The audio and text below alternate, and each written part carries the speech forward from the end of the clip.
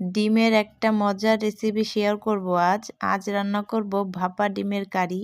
এই ভাপা ডিমের কারি এতটাই মজার এবং টেস্টি যে মাংসের স্বাদকেও হার মানাবে। আর রান্না করাটাও খুবই সহজ। আশা করি আপনাদের ভালো লাগবে। প্রথমে একটা বাটিতে ডিমগুলো ভেঙে নিব। আমি এখানে 3টা ডিম নিয়েছি। আপনারা আপনাদের পছন্দ মতো ডিম বাড়িয়ে বা কমিয়ে নিতে পারেন।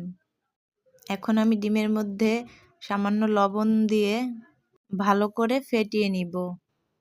এমনভাবে ফেটাতে হবে যেন ডিমের কুসুম আর সাদা অংশটা পুরোপুরি মিক্সড হয়ে যায়। এখন আমি একটা পলিথিনের মধ্যে ডিমটা দিয়ে দিচ্ছি। পলিথিনের মুখটা ভালো করে বন্ধ করে দিতে হবে, বেঁধে দিতে হবে। আর পলিথিনটি হালকা করে বাঁধতে হবে যেন ভিতরে পর্যাপ্ত জায়গা থাকে। তা না হলে ডিমটা যখন ফুলে যাবে তখন পলিথিন ফেটে যাওয়ার সম্ভাবনা থাকবে।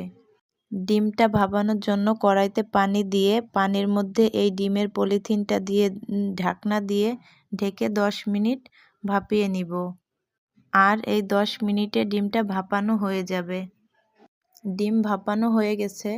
এখন একটু ঠান্ডা হলে ডিমটা আমি পিস পিস করে কেটে নিব। আপনারা আপনাদের পছন্দ মতো ডিমগুলো পিস করে নিতে পারেন। আমি ছোট ছোট করেই পিস করে নিচ্ছি। এখন আমি কড়াইতে পরিমাণ মতো তেল দিয়ে মশলা দিয়ে দিব। আমি এখানে পেঁয়াজ, রসুন, আদা, মরিচ একসঙ্গে দিয়ে ব্লেন্ডারে ব্লেন্ড করে নিয়েছি। এখন হলুদ আর লবণ দিয়ে মশলাটা সুন্দর করে কষিয়ে নিতে হবে। মশলাটা সুন্দর করে কষানো হয়ে গেলে তার মধ্যে পরিমাণ মতো পানি দিয়ে নিচ্ছি আমি এখন। আপনারা এখানে পানির বদলে নারকেলের দুধ দিয়েও করতে পারেন রান্নাটা। নারকেলের দুধ দিলে রান্নার স্বাদটা আরও বেড়ে যাবে দ্বিগুণ।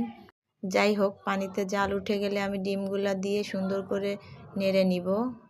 এই পর্যায়ে আমি ঢাকনা দিয়ে 5 মিনিট ডিমটা রান্না করে নিয়েছি। তৈরি হয়ে গেল মজাদার ডিমের কারি। রান্নাটা ভালো লাগলে অবশ্যই শেয়ার করে আপনার টাইমলাইনে রেখে দিতে পারেন। আল্লাহ হাফেজ।